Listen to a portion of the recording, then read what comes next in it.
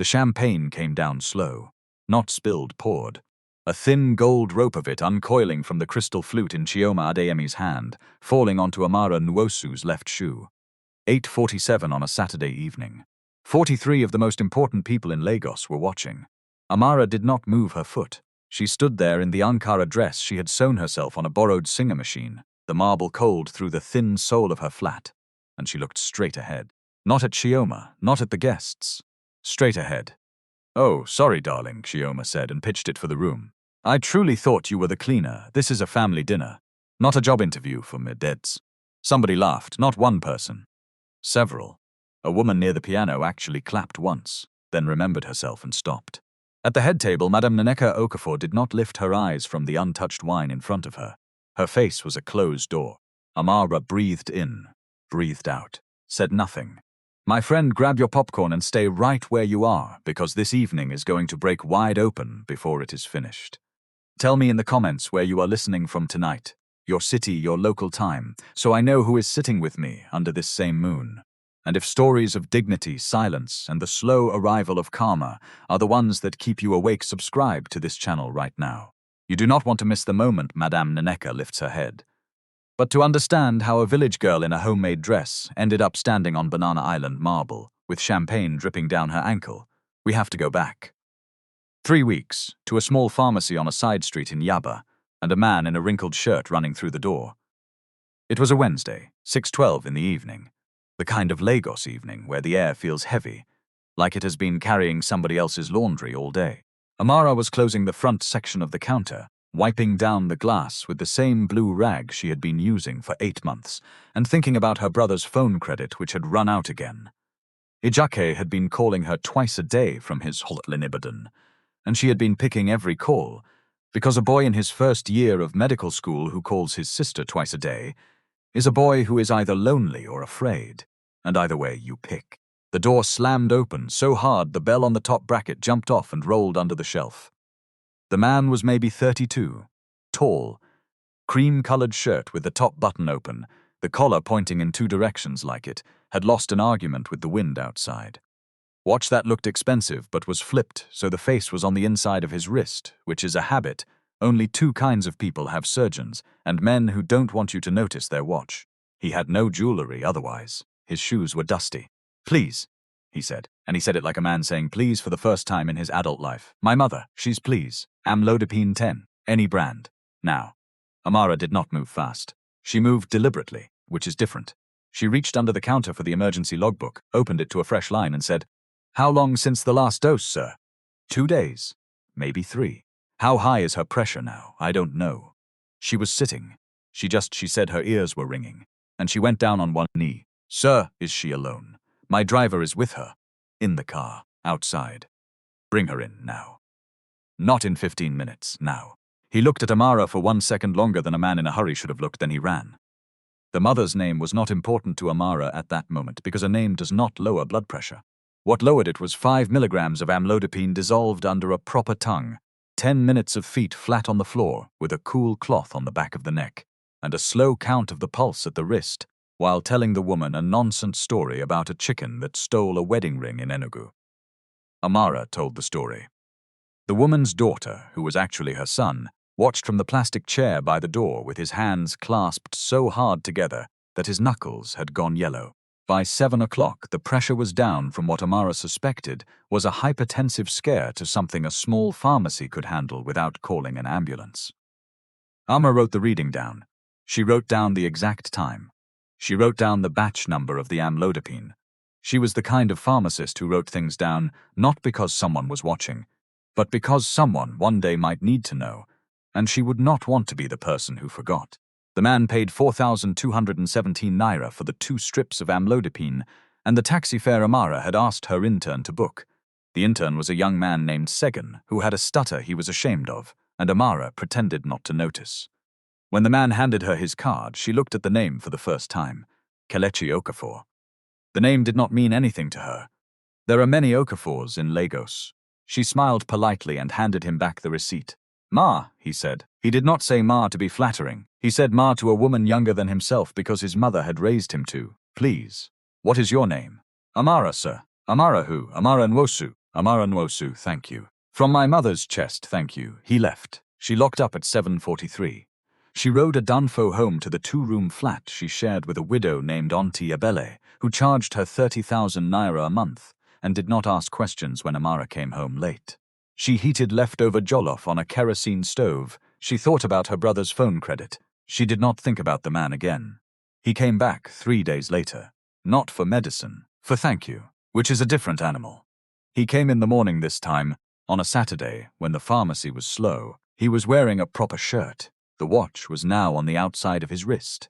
He brought a hand-tied bunch of yellow marigolds, which is a strange flower to give a stranger, and a small brown envelope which he tried to hand her, and she refused. Twice. Ma, please, it is a small thank you. From my mother. Your mother said thank you already. In the shop. On Wednesday, she wants to do it properly. Sir, she did it properly. She said it while looking at me. He held the envelope in the air for a moment. Then he laughed. It was a good laugh, surprised. The laugh of a man who has been getting his way for so long that he had forgotten what it felt like to have someone tell him no politely. Then, he said, may I take you to lunch? No, sir. Coffee? No. A glass of water. She looked at him. She noticed for the first time that his eyes were not the sharp, cold eyes of the men who usually walked into her pharmacy asking for Viagra in a stage whisper. They were the eyes of a boy who had been the youngest child once, and had learned to make people laugh so they would stay. Sir, she said, I close at 4. There is a plantain woman across the road. If you want to eat plantain across from a plantain woman, I will not stop you. He came at 4. He ate plantain. He asked her about her brother in Ibadan, which she had not mentioned, and she narrowed her eyes and asked him how he knew. He said, your intern told me. He is very proud of you. That was the beginning. But before I get to the courtship, there is one thing I have to tell you, because it matters for later, and if I do not tell you now, you will feel cheated when the pieces come together. 2 days after the amlodipine, Kelechi called Amara at the shop. His mother had been kept in for observation at Reddington Hospital in Victoria Island, not because she was in real danger, because she was the kind of woman who, if released, would return immediately to her office and undo everything the doctors had spent 48 hours doing. She had refused the hospital food. She had refused to speak to the resident on duty. She was, in her own quiet way, being extremely difficult. I know it is not your job, Kelechi said on the phone. I know it is not fair to ask. But my mother is embarrassed, and she is proud, and she does not want anybody in the family to see her small. If you could just stop by, only to check the reading, only to write the numbers. She will listen to you. She will not listen to any of us. Amara went, straight from her shift, on the Danfo, still in her white pharmacist coat, without changing. She did not tell Kelechi she was coming. She did not ask him to send a driver. She walked into Reddington past the reception desk with the confidence of a woman who had spent enough time in hospital corridors as a girl to know that if you walk as though somebody is waiting for you, nobody will stop you. She reached the private room on the 3rd floor. She knocked, no answer. The nurse at the station said the patient had gone downstairs for an echocardiogram and would be back in 20 minutes. Amara looked at her watch. She could wait 20 minutes and take the last Danfo home in the dark. Or she could leave what she had come to leave and go. She left. She left a folded card at the nursing station with the patient's name written neatly on the front. Inside the card, on a single sheet of graph paper, she had drawn a simple grid by hand. Morning, afternoon, evening. 7 days. Rows for systolic, rows for diastolic, rows for pulse, and a small extra row for what the patient had eaten before the reading, because Amara had learned in 8 months at a Yaba pharmacy that what a person eats before a reading tells you more than the reading itself does. At the bottom of the card, in her small, tidy handwriting, she had written 6 lines. Ma, if you keep this for 2 weeks, I can tell you which mornings your body agrees with and which mornings it does not. Please rest. Please eat. God will do the rest. Amara. The card was on Madame Nneka's tray when she came back from the echocardiogram. She read it. She read it a second time. She did not say anything to the nurse. She kept the card in the drawer of her bedside cabinet for the 2 nights she remained at Reddington, and she took it home with her when she was discharged. It was still in the top drawer of her writing desk 4 weeks later. On the afternoon, she began to think quietly about walking down to the floor. She never told Kelechi about the card. She never told Amara that she had read it, but she never threw it away either. It is still there, in the drawer, to this day. I am told she looks at it sometimes. I will not linger on the courtship, my friend, because Amara herself did not linger on it. She was not a girl who was chased and made to feel like a prize. She was a woman who was busy, and Kelechi Okafor was smart enough to know that busy is not a fortress you break down. It is a door you knock on politely, again and again, until the person inside decides on their own to open it. He knocked politely. For 3 months. He did not send her money. He did not send her drivers. He did not offer to move her out of Auntie Abelle's 2-room flat. He came to the pharmacy on Saturday afternoons and ate plantain, and one Sunday he took her to Nike Art Gallery in Lekki because she had said once in passing that she had never been. She wore a black skirt she had ironed on the floor. He wore a shirt she suspected he had borrowed from his driver because it was too loose in the shoulders and he had rolled the sleeves in a way that suggested he did not usually roll sleeves. She did not ask why he was hiding whatever he was hiding. She had her own things she was not saying yet, like the fact that she sent 70% of her salary to Ibadan every month, and that she had one gold bangle to her name, the one her mother had died wearing, and she had never taken it off. 3 months in, on the porch of her flat on a Tuesday night, he asked her to marry him. Not with a ring, with a folded paper on which he had written 6 things he wanted her to know about him before she said yes. Number 1 on the list said, "My mother is Madame Nneka Okafor. She owns Okafor Wellness Pharmacies, 47 branches. She is difficult. She will not like you at first." Amara read the paper 3 times. Then she folded it back the way he had folded it. Then she said yes. 2 days later, in a house on Banana Island that Amara had not yet seen and would not see for another 2 weeks, an old woman with a headscarf and a wooden walking stick was pouring hot pepper soup into a bowl and listening to her sister-in-law lie. The sister-in-law's name was Auntie Blessing Okafor Nwankwo. She was 55 years old and had been married into the Okafor family for 31 of those years. And in all 31, she had been sure that she deserved more of the family's attention than she had been given. She was the kind of woman who introduced herself at parties by dropping her nephew's net worth into the 3rd sentence. "Nneka," she said now, sliding into the seat opposite. "I did not want to be the one to tell you." Madame Nneka Okafor did not look up from her pepper soup. This was a bad sign for Auntie Blessing. But Auntie Blessing had never been able to read bad signs. "Tell me what?" "The girl. This girl Kelechi is bringing home. Amara, you know her name?" "He told me her name 2 weeks ago. On the phone. He told me her name, her age, her job, her hometown, the name of her late father, and the name of her younger brother. What did you come here to tell me, Blessing?" Auntie Blessing did not miss a beat, which was one of her only real skills. "She is a village girl, Nneka. Yaba Pharmacy. 30,000 naira rent. Her brother is on a partial scholarship at UI, and they are behind on the balance. 340,000 naira by my count. She has no father. Her mother died 4 years ago. She has 1 gold bangle to her name, and she wears it every day like a rich woman would wear a diamond. You have been thorough. I have been careful, Nneka. There is a difference. And Chioma?" "Chioma," Auntie Blessing said in the tone of a woman placing a piece of jewelry on a velvet cushion. "Chioma is heartbroken. She has waited 15 years for that boy. 15 years, Nneka. Since she was 13. She did her Harvard MBA thinking he would come around. She turned down 2 other proposals, and now this Yaba girl walks in and takes what should have been Blessing. Ma, I do not need you to tell me who my son should marry. I need you to tell me who my son wants to marry. And I will find out who she is myself, not from you, not from Chioma, myself, in my own way." She lifted a spoonful of pepper soup, blew on it, ate it, did not look at Auntie Blessing again for the rest of the meal. 2 hours later, in the marble bathroom off the master bedroom, Madame Nneka Okafor stood in front of the mirror and did what she had done 31 times over 22 years of building her pharmacy chain from 1 shop in Enugu to 47 branches.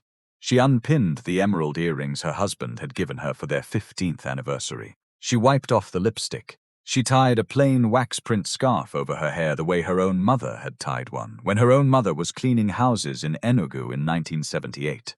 She took off her rings and put them in the small wooden bowl on the shelf. She looked at herself for a long time. Then she called her driver, Yakubu, not the range, the old Kia. "And I don't need you. I will drive myself. Have it fueled and at the gate in 20 minutes. There is a thing very rich people do in Nigeria that most people do not know about. They do not talk about it because talking about it would ruin it. The Swedish man who built IKEA used to walk into his own stores in a wrinkled coat and buy a light bulb, and he would watch how the cashier treated him.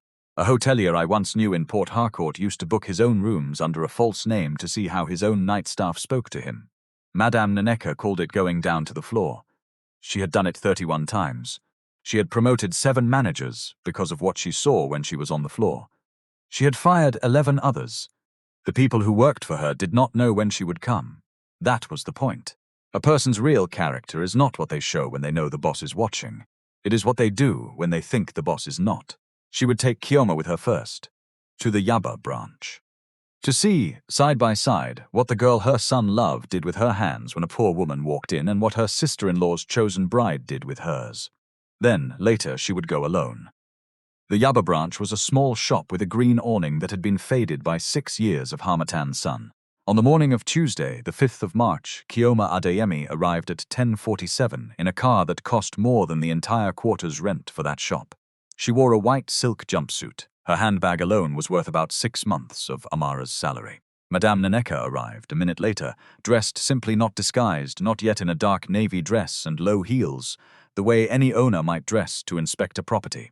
Amara was behind the counter. She looked up. She recognized nothing about Chioma. She stepped forward politely and said, "Good morning, Ma. Good morning, Ma. How may I help you today?" The woman at the counter, the real customer, the one who had been standing there for 4 minutes already, was 71 years old. Her name was Mama Tinu Adebisi. She had come from a compound in Egeji where she looked after her grandchildren while her son drove Uber 6 days a week. Her hypertension medicine cost 4,217 naira for a full month's strip. She had brought 2,000 naira, folded 3 times in a piece of newspaper. "My daughter," she was saying to Amara as Chioma and Nneka walked in, "a beg, please. Give me half. Just half. I will come back next week when my son is paid." Chioma's face folded into a small, tight expression, the kind of expression that says the wearer has just walked into a room that smells of something they refuse to name. She stepped back 1 full step from Mama Tinu. She turned to Amara, and her voice was the voice a person uses when they are ordering stuff. "Excuse me, miss. Can you please attend to us? This one can wait outside." Amara did not turn her head. She said, still looking at Mama Tinu, "Ma, I am so sorry. Please, 1 moment. This customer came first." Chioma actually took another step back. She whispered to Madame Nneka, whom she still assumed to be a fellow shopper, "Please, Ma, let us go outside. She is stinking up the shop." Madame Nneka did not answer. She had moved. She was now quietly standing behind a shelf of infant formula near the second window, where a person can watch a counter without being noticed. Chioma did not see her go. Chioma was at that moment walking out of the pharmacy in disgust. What Chioma did not see was this. Amara reached under the counter for her own purse, not the shop's cash drawer. Her own purse. The purple leather one with the broken zip that she carried her salary home in. She counted out 2,217 naira from her own money. She added it to Mama Tinu's crumpled newspaper. She rang up the full strip. She handed the medicine to Mama Tinu with both hands. "Ma, I did not do you any favor, please. Do not thank me. I only ate half of what I was going to eat this weekend, and my mother would want it that way. Do you have somebody at home who can measure your pressure? My son has a machine. He bought it for me last year." "Good. Please, Ma, take your tablet in the morning with water, not with pap, with water, and come back next Tuesday. Ask for me by name, Amara. If I am not on duty, ask for Segun. I will leave a note." Mama Tinu began to cry. Amara reached across the counter and squeezed her hand once. She did not linger. She did not perform. She turned back to her book and wrote down the batch number of what she had just sold, so that if the audit ever came looking, the receipt would match the stock. Madame Nneka Okafor stood behind the infant formula shelf and did not move. She did not blink for a long time. When she finally walked out of the shop, Chioma was standing by the car, putting on lipstick, and complaining to the driver about the smell. "Nneka," Chioma said, "I don't know how these small pharmacies stay in business. I really don't. The clientele is, get in the car, Chioma. Are you angry? Auntie, are you upset with me? I said get in the car." The whole drive back to Banana Island, Madame Nneka did not speak. Chioma tried 3 times, and each time the older woman raised one hand a few inches off the leather armrest, which was her way of saying no. By the time they reached the house, Chioma was pouting the way she had pouted at 13, and Madame Nneka was already planning the second visit. She would go alone this time. She would go closer to Amara, not just as a shopper, as a problem. Because that first visit had told her something, yes. But she had watched from behind a shelf. Amara had not known she was being watched, and that was almost the same as watching a person pray in an empty room. Beautiful, but it does not answer the harder question. The harder question is this. Does the girl behave the same way when the person in front of her is not merely poor but embarrassing? Not merely embarrassing, but demanding. But the kind of stranger, a busy young woman with a broken phone battery and a hungry brother in Ibadan and rent due Friday, might reasonably tell to go away and come back tomorrow. That was the test worth doing, and that was why, 10 days later, on the 15th of March, on a Friday afternoon when the pharmacy was busy and the harmattan dust was on everything, an old woman walked into the Yaba branch of Okafor Wellness Pharmacies wearing a boo-boo dress the color of dried mud, with a scarf tied low on her forehead in the Enugu village style, and she walked with a slight limp that she had practiced in her bathroom for 3 mornings. She was carrying a black plastic bag with 2 soft yams in it. She was speaking Igbo, quickly, and she was crying. My daughter, please, my granddaughter. She cannot breathe. The pump, the blue pump, I don't know the name, salbutamol? Something like that. My son said it. He wrote it on paper. The paper is in my bag. My bag was cut at Ohota. The boy on the Okada took my bag. He took everything, my money, my phone, my people's numbers. I am not from Lagos, my daughter. I am from Nsukka. I came to see my grandchildren, and now my granddaughter cannot breathe. Amara was on duty. She had been on her feet for 4 hours. Her back hurt. Her brother had called that morning to say his hostel had gone up 2,000 naira on the water bill, and he did not know how they were going to manage. She had 8 naira and change in her purse, and she had not yet been paid. She stepped around the counter. Ma, please, sit down, sit. Segun, bring the chair. Ma, look at me. Look. Yes. Breathe. Where is the granddaughter now? With my daughter-in-law. Number 12, Adeyanju Street. The child is turning purple. My daughter said the pump was the last thing left and it is empty. How old is the child, Ma? 9 years. She is 9 years. And she has had asthma how long? Since she was 4. Has she used salbutamol before? Every day, my daughter. Every day. Amara moved. She reached for the shelf. She pulled down a Ventolin inhaler, 180 naira for the shop. 1,850 at retail, and she put it into a small paper bag with a nebulizer mask, she added without being asked. Because a 9-year-old whose lips have gone purple needs the mask, and Amara knew this, and Amara was not going to send an old woman on a bus with only an inhaler when the mask cost her only another 200. Then she looked at the old woman who was sitting on the plastic chair with her hands trembling and her eyes wet, and she said, Ma, when last did you eat? This morning. Some bread at the park. Ma, please, give me your hand. She measured the pressure, 168/97. She wrote it down. She did not tell the old woman the number because she did not want to add fear on top of fear, but she wrote it down and she circled it. Then she went behind the counter and she opened her purse and she took out the last 5,000 naira she had in the world, and she folded it in half, and she came back to the plastic chair and she pressed the money into the old woman's palm and closed her fingers around it. Ma, please, this is for a taxi, not a bus, not an Okada, a yellow taxi. And when you get to Surulere, eat something before you climb the stairs. Eat, Ma, or you will fall on the steps and then there will be 2 sick people. And the child cannot help the mother, and the mother cannot help the child. Do you hear me? The old woman was staring at her, just staring. Ma, tell me the address again. Surulere, number 12, Adeyanju Street. Yes. Good. Segun. Call Uber, not Bolt. Uber, I want the receipt. Yes. Book to number 12, Adeyanju, Surulere, under my name. Amara. Yes, that one. Segun stuttered on the phone. Amara did not turn her head.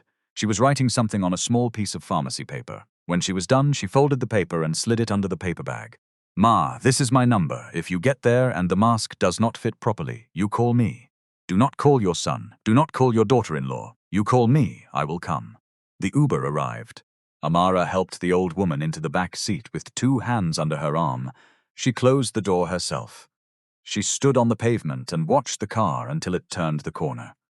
Then she went back inside and stood at the counter for a full minute with her palm flat against the cool glass, and she thought about how she was now going to buy her brother's phone credit and pay for a keek ride home and cover her portion of the electricity bill with 300 naira, because 5,000 naira had just left her hand, and she did not regret it.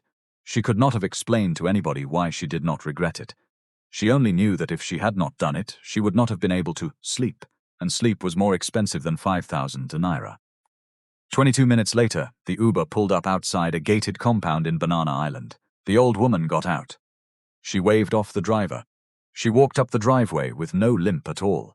She let herself in through the side door, took off the mud-colored boo-boo, took the scarf from her head, walked into her bathroom, and stood in front of the mirror for a long time. Then, Madame Nneka Okafor sat down on the edge of her bathtub in her underwear, with a folded 5,000 naira note in her hand. And she cried. She cried in a way she had not cried since her mother died. She cried because she had gone to that girl looking for a reason to say no, and instead she had been handed a mirror.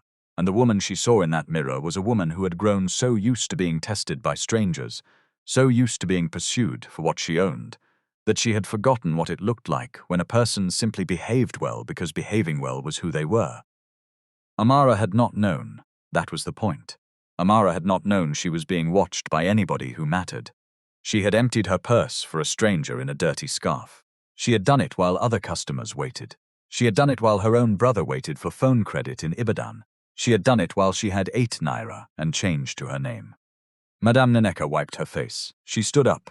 She put the 5,000 naira note on the top shelf of her wardrobe, behind the perfumes, where she would not lose it.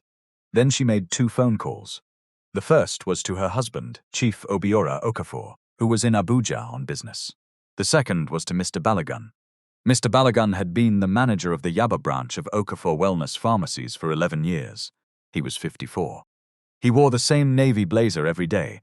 Over a series of white shirts he ironed himself.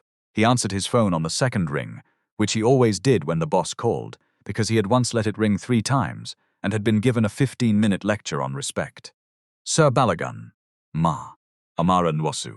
Your intern, trainee pharmacist. How long has she been with you? 8 months, Ma. What do you know about her? Ma, what do you want to know? What do you know? Mr. Balagun was quiet for a moment.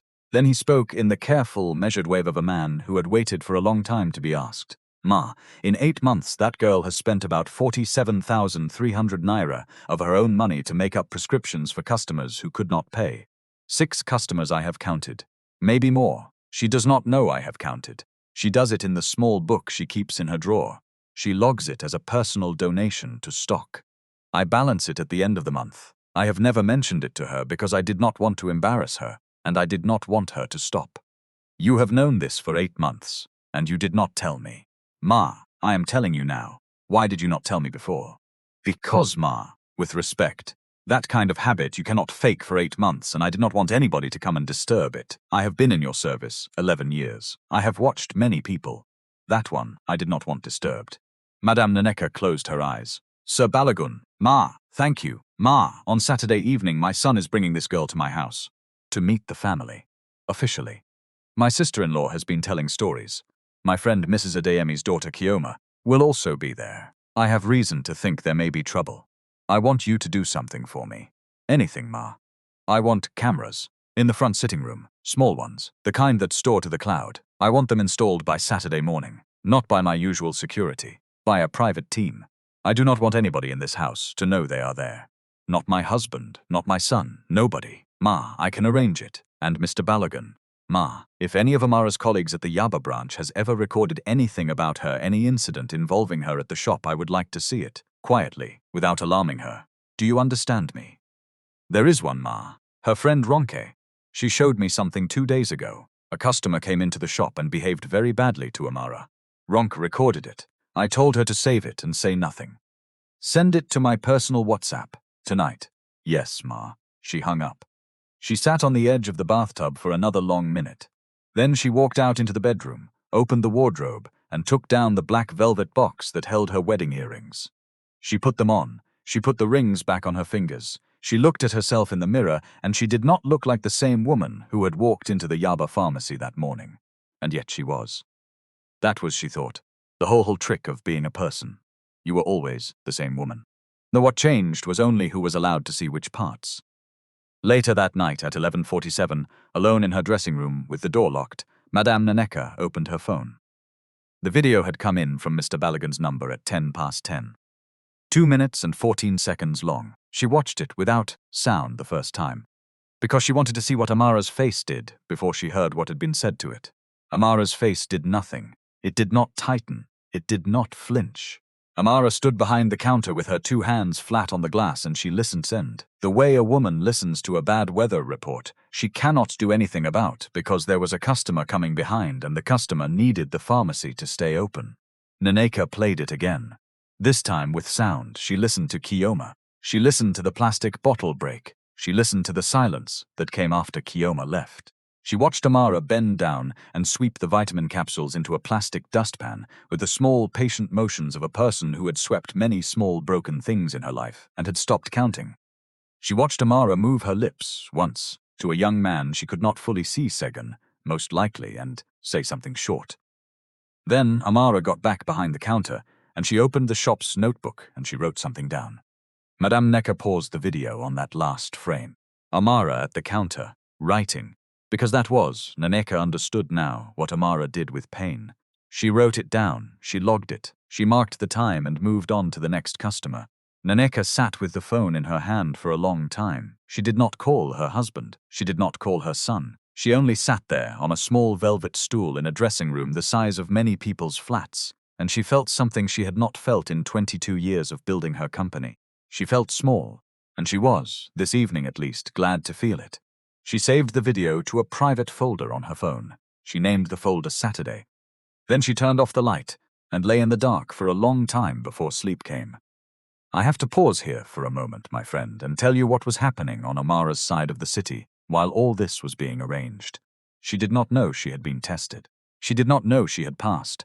She only knew that her brother was 340,000 naira short of his second semester fees, and the money was due in 5 days. And she had, that same afternoon, given away her last 5,000 naira to a stranger. She sat on the edge of her narrow bed in Auntie Abele's flat that Friday night, and she looked at her wrist. The gold bangle on her left arm had been her mother's. Her mother had been buried wearing it, and Amara had insisted on taking it off before the coffin closed, and the older women in her family had been quietly scandalized because it was not done. But Amara had done it. She had done it because she had known, at 17, standing in a room that smelled of formaldehyde and disappointment, that the only inheritance her mother had left her was that bangle and a set of hard, uncomfortable convictions, and she was not going to bury either. She had never taken the bangle off, not to sleep, not to shower, not to sew. She held her wrist up to the light of the bedside lamp. She turned the bangle slowly. Then she took it off. It made a small, clean click on the wooden table when she set it down.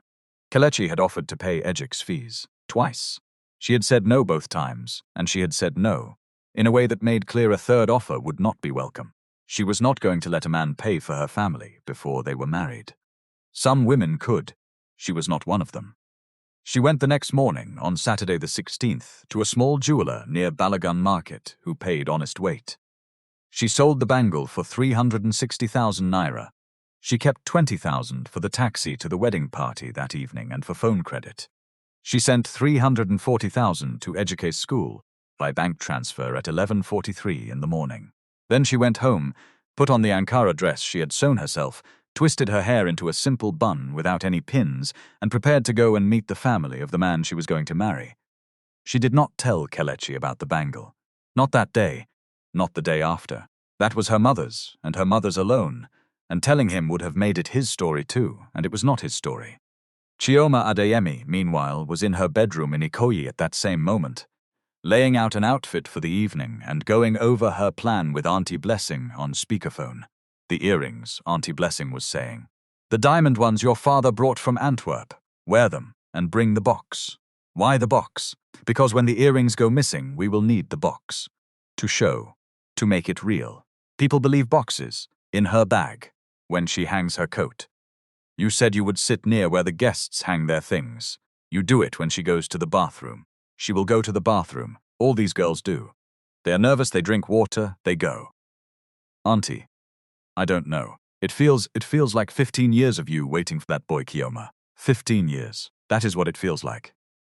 Chioma did not answer, but she folded the earrings and their box into a small silk pouch, and she put the pouch into her clutch, and she zipped it shut. She stood in front of the mirror. She put on lipstick. She smiled at herself, testing the smile, and the smile came back at her thin and tired. She was, in her own way, a woman who had also been raised by her mother to want the wrong thing very badly for a very long time, and it is not always kind to say so, But it must be said, a woman who has wanted the wrong thing for 15 years is not saved by getting it. She is destroyed by getting it. Chioma was, that Saturday afternoon, about to be saved by not getting it. She just did not know yet that that was the shape her rescue was going to take. The dinner began at 7:43 guests.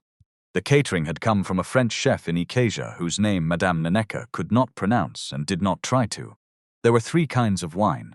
There was an ice sculpture of a hibiscus flower on the sideboard, which was Chief Obiora's idea, and which nobody discussed, because arguing with Chief Obiora's ice sculptures was not something anybody in the Okafor family did.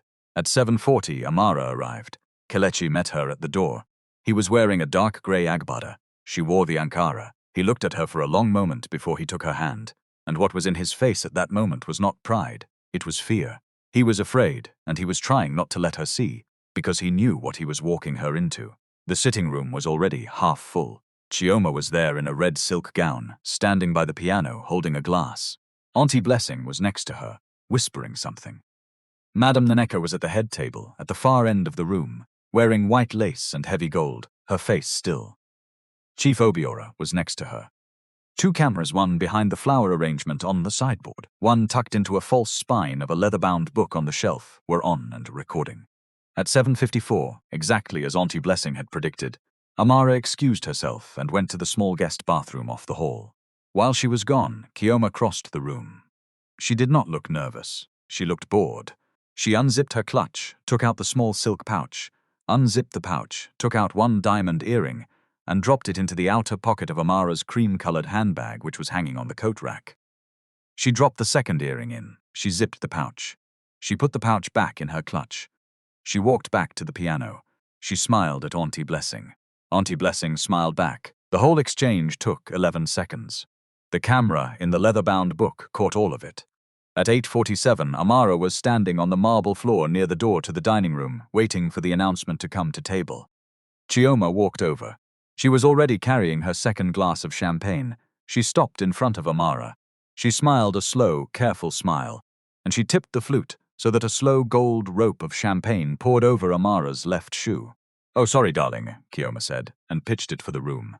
"I truly thought you were the cleaner. This is a family dinner, not a job interview for maids." Somebody laughed. A woman near the piano clapped once. Amara did not move her foot. Madame Nneka, at the head table, did not lift her eyes from the wine. "That was the moment we started with, my friend. That was the frozen picture. Now we are going to unfreeze it." Amara looked down at her shoe. Then she looked up, not at Chioma, but at Madame Nneka. She held the older woman's eye for perhaps 2 seconds, and then slowly she took a small linen handkerchief from her clutch, bent forward from the waist, and wiped her own shoe. She did it deliberately. She did not hurry.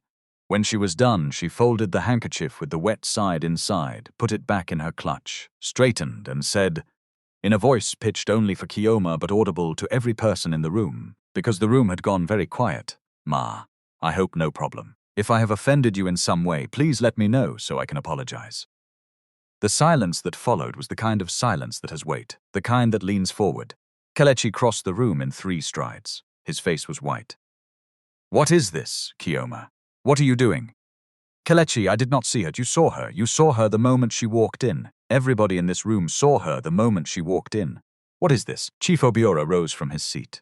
He was a tall man. When he rose, the room noticed. "Sit down, my son," he said quietly. "Everyone, please, sit down. My wife has something she would like to say." Nobody sat down. The room stood, and it looked at the head table, and Madame Nneka Okafor slowly rose to her feet. But before she could speak, Auntie Blessing, reading the room with her usual gift for reading rooms, badly took a small quick step forward and said in a bright, anxious voice, "Nneka, before anyone speaks. I hate to say this, but Chioma has been missing her earrings all evening. Her diamond studs, the ones her father brought from Antwerp. She has been too polite to make a scene. But I think, in the interest of the family, we should ask everyone here to check their bags. Ourselves first, of course. Let us not embarrass anybody in particular." Chioma made a small performance of surprise. "Auntie, please, no. Not now. Not tonight. Darling, we must, otherwise you will be worried all night. Let us start with ourselves, then the guests, then everyone." Amara understood immediately. It was on her face for one clean moment, and Kelechi saw it, and his hand tightened on her elbow. She did not pull away. "I will begin," she said. Loud, clear. She reached for her handbag herself. She unhooked it from the coat rack. She turned it out on the small side table by the door. Lipstick, a wallet with 2,000 naira in it, a folded handkerchief, a small notebook, a blister strip of paracetamol, her keys, and from the outer pocket, spilling onto the wood with a soft rattle, 2 diamond earrings. The room made a sound, not a gasp, a murmur. The murmur of a crowd that has just been given a story to tell. Auntie Blessing pounced. Oh my God! Oh my God! Nneka, look! I did not want to believe. I did not want to. Chioma! Oh darling, had put her hand to her mouth. Her performance was, in fairness, well rehearsed. She looked, briefly, at Amara, with what appeared to be grief. How could you? In this family's own house. On the night your marriage is being announced. How? Amara said nothing. She was looking at Madame Nneka, only at Madame Nneka, the way a soldier looks at the officer who is about to give the order. Madame Nneka lifted her eyes for the first time all evening. Blessing, she said. Sit down, Nneka. Ma, you must see. I said, sit down. Auntie Blessing sat down. She sat down like a woman lowered onto a hot iron. Obiora, Madame Nneka said. Please open the television. The huge screen above the sideboard hummed and lit. Chief Obiora had already been at the small remote in his hand for some seconds. He touched 3 buttons. The screen showed the sitting room.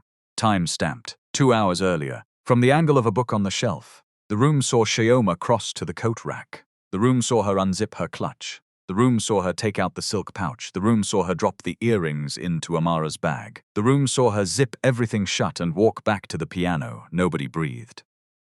Auntie Blessing made a sound that was not a word. It was the sound a chicken makes when it steps into hot ash. Chioma took 2 staggering steps backward. Her hand was still at her mouth. She was staring at the screen. Her face had gone the color of paper. Ma, she said. She said it to Madame Nneka. Ma, please. Let me, I have not finished, said Madame Nneka. Obiora. Please play the second one. The screen changed. It was a phone video, shaky, taken from behind a pharmacy shelf. It showed Chioma from 3 days earlier, in a white silk jumpsuit, leaning across a counter and hissing at Amara. You think snagging Kelechi is a career upgrade? Village girls like you belong behind the counter. Have you ever even seen 100,000 naira in one place in your life? It showed Chioma sweeping her hand across the counter and shattering a plastic bottle of vitamins on the floor. It showed her walking out. The camera lingered for 2 seconds on Amara's face after Chioma had left. Amara had not cried. Amara had bent down and begun to sweep up the vitamins with a dustpan. The video ended. Chioma sat down, not in a chair, on the floor. She sat down where she was standing, and she put her forehead on her knees, and she did not look up. Madame Nneka stepped down from the head table. She walked, slowly, across the marble, past the guests, past her son, past Chioma on the floor, until she was standing directly in front of Amara. Then, in front of 43 people, she reached up and pulled the diamond studs from her own ears. She put them into her closed left fist, and she took, from a small silk pocket, sewn into her white lace gown, a folded 5,000 naira note. She unfolded it. She held it up so the whole room could see it. Then she held it out to Amara. My daughter, she said, and her voice broke on the word daughter. This is yours.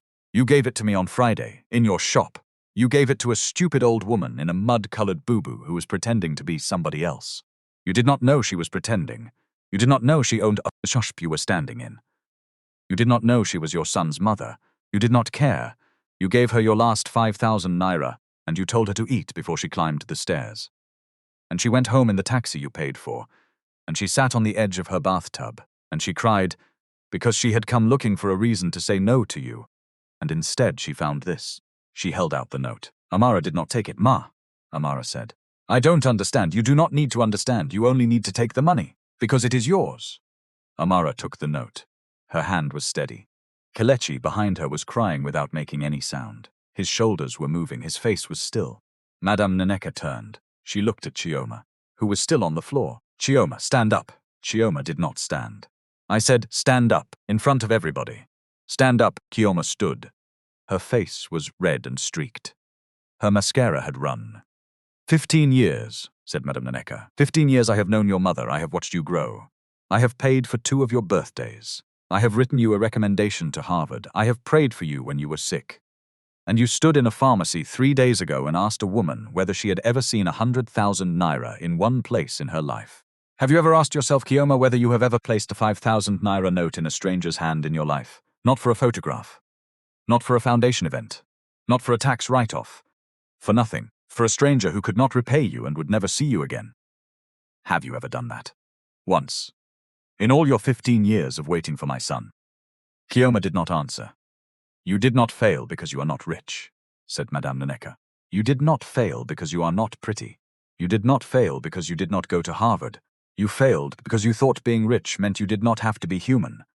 And a woman who thinks that does not become the wife of Kelechi Okafor. Not in my house. Not in this life. Chief Obiora stepped forward. Chioma, he said quietly. The distribution contract your mother's company holds with Okafor Wellness Pharmacies is terminated as of Monday morning. 211 million naira per year. Terminated. Not for what you did to this girl in my house tonight. For what you did to that other girl in a shop 3 days ago, when nobody was watching. That is the difference. A woman like my wife does not hire on manners. She hires on habit. Please leave now. And take your mother's earrings with you. Chioma bent and picked up the diamonds from the side table. She did not look up. She walked to the door in her red silk gown. She was crying now, openly, and the crying was the crying of a woman losing something she had already lost and was only just finding out about. Auntie Blessing rose from her chair and began to gather her wrap.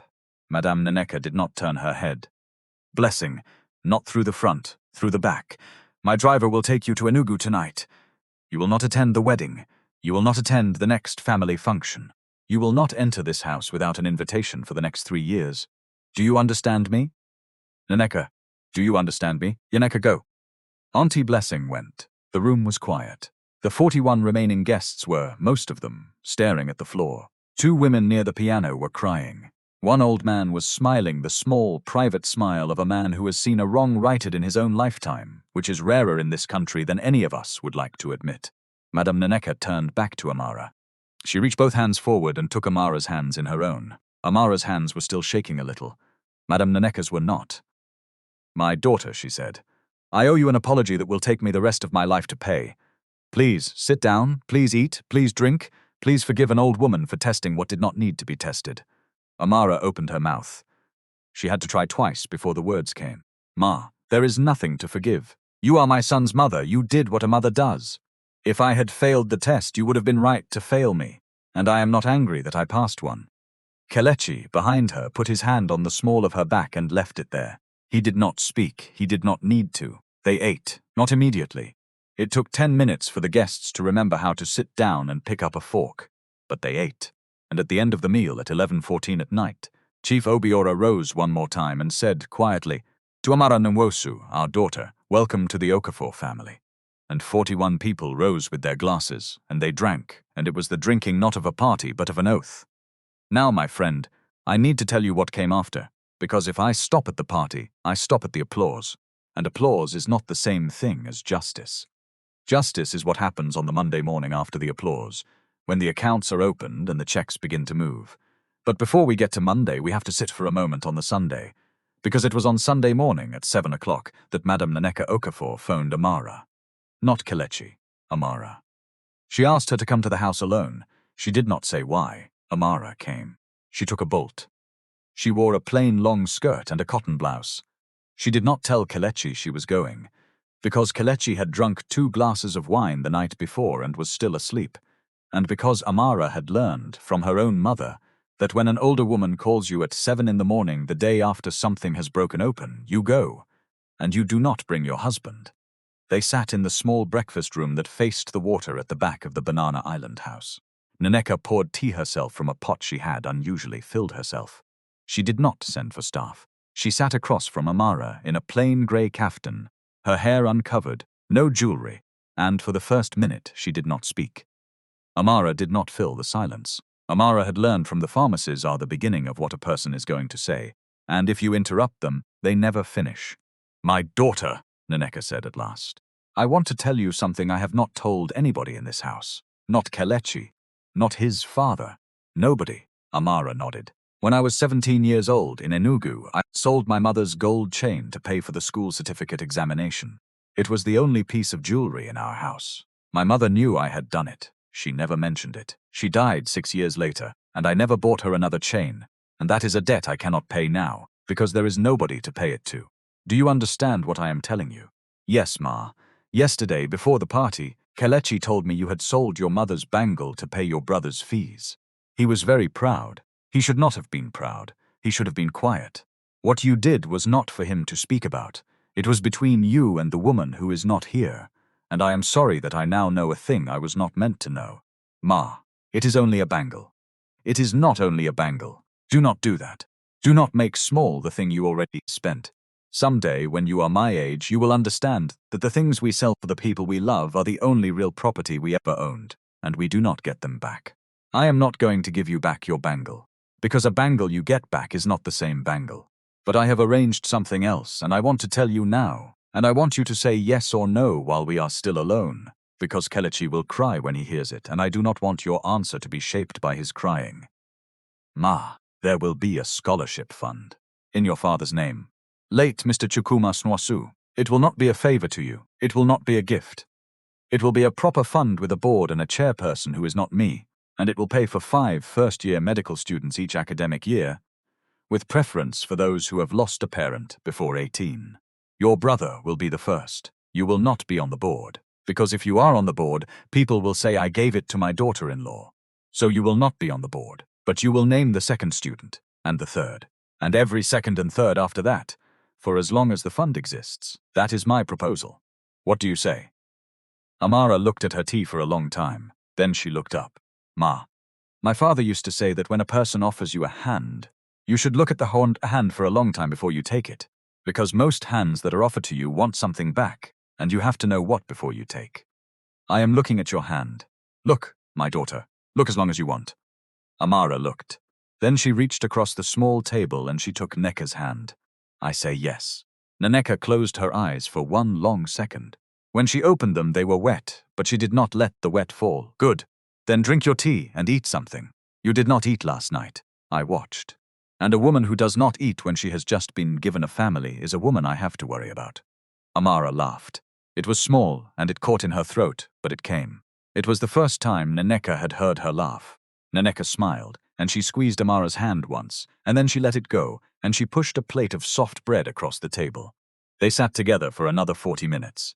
They spoke about nothing important. The weather, a neighbor's dog, a recipe for pepper soup that Nneka's grandmother had used, which she had never written down. Amara ate 2 slices of the bread. When she left at 9, Nneka walked her to the front door herself. She did not send a driver. She stood on the step until the bolt turned out of the gate, and then she went back inside, and she began to make the phone calls that would happen on Monday. On the Monday morning, Chief Obiora's lawyers filed the termination of the 211 Millionaire distribution contract with Adeyemi Pharmaceuticals. It was formal. It was polite.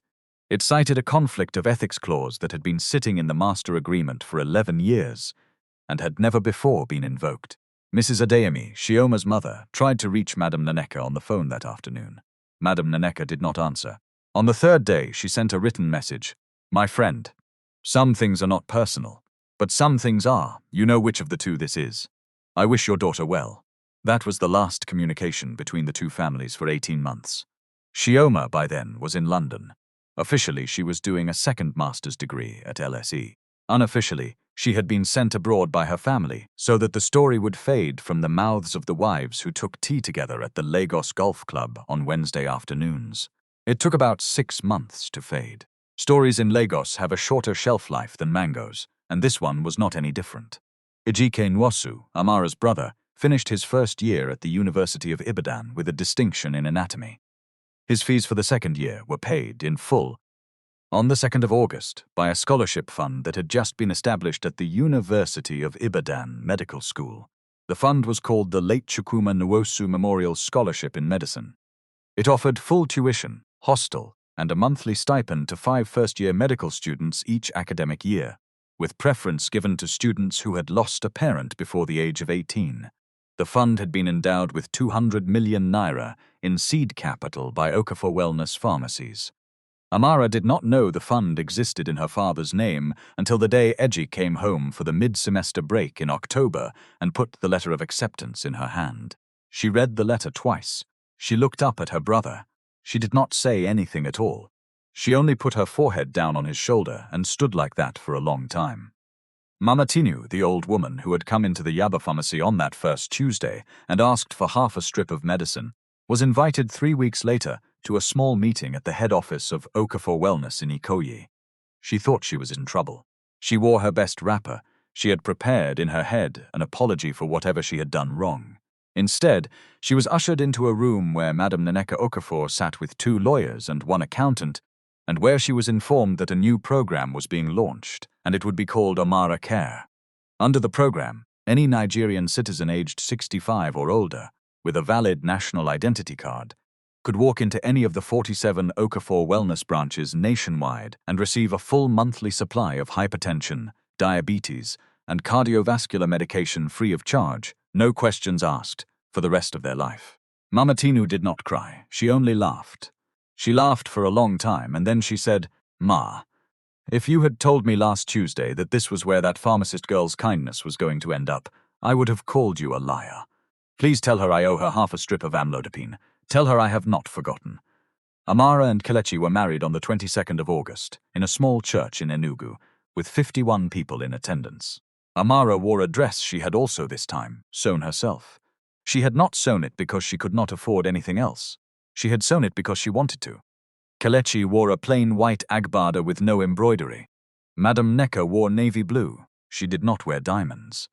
There were no photographers except one Ronke, Amara's colleague, who had brought her small phone, and who took 93 pictures, which are, to this day, the only 93 pictures of that wedding that exist. 18 months later, on the 20th of February, Amara received a letter. It had come by DHL from London. It was 3 handwritten pages. It was from Chioma Adeyemi. I am not going to reproduce it here in full, my friend, because some letters belong only to the people they were written to. But the letter began this way. I have wanted to write this letter for 437 days. I have started it 60 times. I have thrown all 60 away. I am not asking for forgiveness because I do not deserve to ask, and I would not know what to do with your forgiveness if you gave it. I am writing because I want you to know that the mirror your mother-in-law held up in that sitting room, I am still looking into it. Every morning. And it is still hard. And it is still fair. And I hope one day, when I have earned it, I can look at you again and not be ashamed. Amara read the letter twice. She did not show it to Kelechi. She did not show it to Madame Nneka.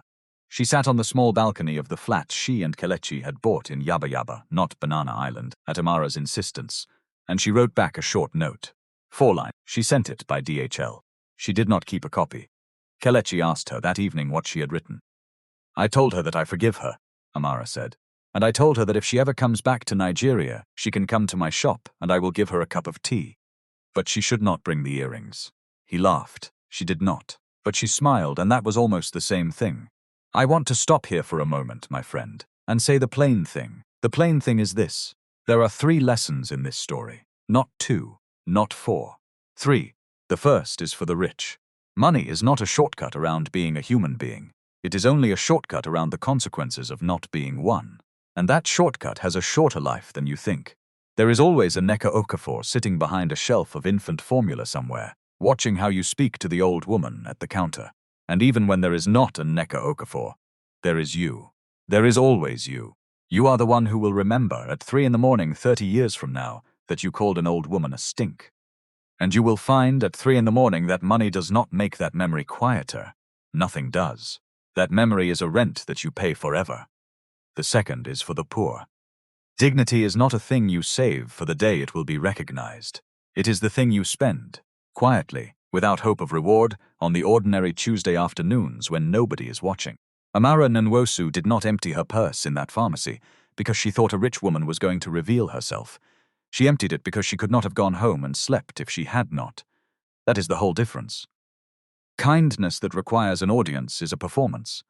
Kindness that requires no audience is a character.